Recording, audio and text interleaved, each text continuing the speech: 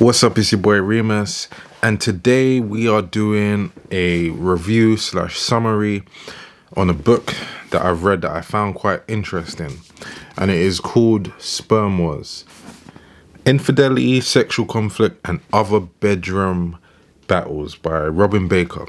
And even the title is quite it's one that grabs you. So we're going to talk about the general overview of what's in the book, what's good about it, what's bad about it, and maybe why you should check it out. Because this goes into topics in which a lot of people want to be knowledgeable about it, but they don't want to do the work to actually understand this stuff. So they don't want to figure out, the truth about the motivations behind affairs and infidelity and sexual behavior. But everyone loves commenting on it on Twitter and that stuff. So let's go into it.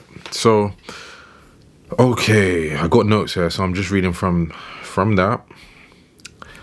Well, first of all, what happens in this book is, at first, in each chapter it will give you like different scenes or real life scenes that are happening, and then after you get the breakdown of that behavior. So if I'm honest, I actually skipped through most of the story parts because I don't actually find fiction stuff interesting. So it's kind of hard for me to read. I just want to get straight to the facts. But for example, it would be like a woman goes on a trip. She told her boyfriend, she's traveling with her boss there, but the boyfriend felt uncomfortable. But she just said, I'm going just because there's nowhere else to travel from. So we have to share the car together. She ends up sleeping with the boss. But she may have planned the time when she was cheating with the boss in her most fertile stage, unconsciously. Like, she made it so that the time that she cheated was the most fertile stage that she was in the monthly cycle. And then it breaks down like the psychology, the subconscious motivations and psychology behind it. So the different scenes make it like a fiction story, which is, could be interesting for people who don't like cold facts and they want a bit of entertainment to go with the facts. Generally, that's not me. I like getting straight to the facts. But in fact, at times, it could even be considered to feel like an erotic novel. But it's linked to real life situations that actually do happen, like that business trip that I just talked about, and the partner not liking the fact that she's traveling in the car. So one thing that, it talks about is male nature is a fight for the finite supply. And this is the words that I've come up, the sentences that I've created from what I've learned in the book. Male nature is a fight for the finite supply of a woman's reproductive opportunity. And female nature is basically her subconsciously assessing a man's resourceful value to have him deserve that reproductive opportunity that she has for her eggs. This is why women are more selective and men manage multiple. Men compete in the real world, but the sperm are the genetic soldiers of the men. And they also compete just as violently with other men's soldiers, their sperm. This is why the book is called Sperm Wars. And the body responds to this if it perceives potential competition. One thing that's very interesting in this book, right, is that our actual sperm is made up of different, like sperm that have different roles.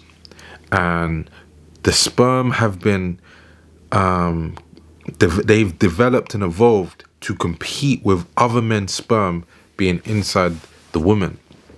Because whilst men engage in sperm warfare, women, their bodies and their minds may promote it. So one of the examples he used in this book with the stories was that a woman had sex with, I think, her husband, and then had infidelity with her ex-partner. And her ex-partner was a more physically attractive guy, a more masculine guy, while her husband was more of a safe guy. So she's got comfort with the boyfriend, and she's got genetic goods from the ex-boyfriend, but he's not as much of a long-term guy. So by having sex with both of them in the space of a week, which was in the story, she's promoting sperm warfare, and the best sperm wins. Now, of course, this is motivating behaviors, but people don't do this consciously. So it's crazy to see this. But you see this in real life, you know? So I don't want to go into it. We're going to go more into it specifically in other videos, but I'm just summarizing it.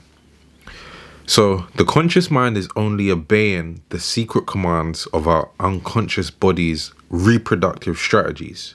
And these strategies can be crafty, which is why we consciously use deception. So, of course, when someone's committing adultery, breaking a commitment that they have with a person, that they're not going to sleep with anyone else, but the woman, for example, does sleep with someone else, even though on a conscious level you would be thinking, but why is she doing that? That's, you know, cheating. Why would someone treat a nice guy like that, or whatever it is? Her body has a plan. The body stimulation to sex is all part of an unconscious path to achieving certain reproductive goals. This is what I've learned from the book. The book shows deception of females and the willingness of males wanting to steal opportunities. Such as, they give an example of different species of males engaging in, you know, being the person to make the female commit adultery. I don't want to say animals are committing adultery, but yeah, that's what I mean. Also, it goes through the deception of males to hide their patterns regarding infidelity and in regards to scheduling of masturbation. There are some obvious benefits to infidelity, which is why nature promotes it. So for a woman, let's start off with a man. For a man to engage in affairs and stuff, he spreads his seed. Although you don't like it consciously, we can see the reason why nature would want that to happen. He can have more of himself. He can have more children. For a woman, she can't do the same thing, but she can, again, engage in get the sperm to engage in warfare inside her body, so that the best one gets to the egg and wins. And the one who wins is the one who's the better suitor. So again, we will judge cheating and infidelity on a conscious level, but our judgments of it doesn't stop it. And that's one thing I learned in this book. Our bodies are machines, and we are the passengers who think that we have a say. We think we have a say, but we really don't. That's why when people cheat, they'll say stuff like, oh, I don't know, I wasn't thinking about it. And people are like, well, was you thinking about it when you was inside that woman? When you was with that man? But no, they wasn't really thinking about it, because it's not thinking that motivates the behaviors. It's the reproductive strategies of the body that are doing its own thing. The body already has its plan. We're just the passengers watching it happen. And it's kind of crazy to think about. But this book will be maybe uncomfortable for people who don't want to look at it from like they don't want to look at humans like machines that are just doing certain activities. So I could envision that it's very uncomfortable for people to read this stuff.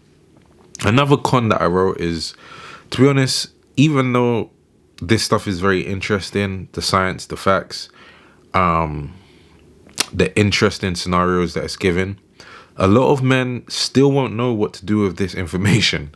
Like, they won't know what to do with the information, because they don't, it's like, okay, that's a cool fact, but what can I do? You know? But a good thing is for the person who has this spirit to kind of look at things in a cold, calculated way and restructure his relationship over the stuff that he learns, this book would be good for him. So I'm gonna do more videos on what I've learned in this book following this video, so check those out if you're interested. But for now, I hope I've helped you, learn about what's in this book, and maybe you want to buy it yourself to check it out. And I hope I've helped you make that buying decision. So I'll see you in the next video. Peace.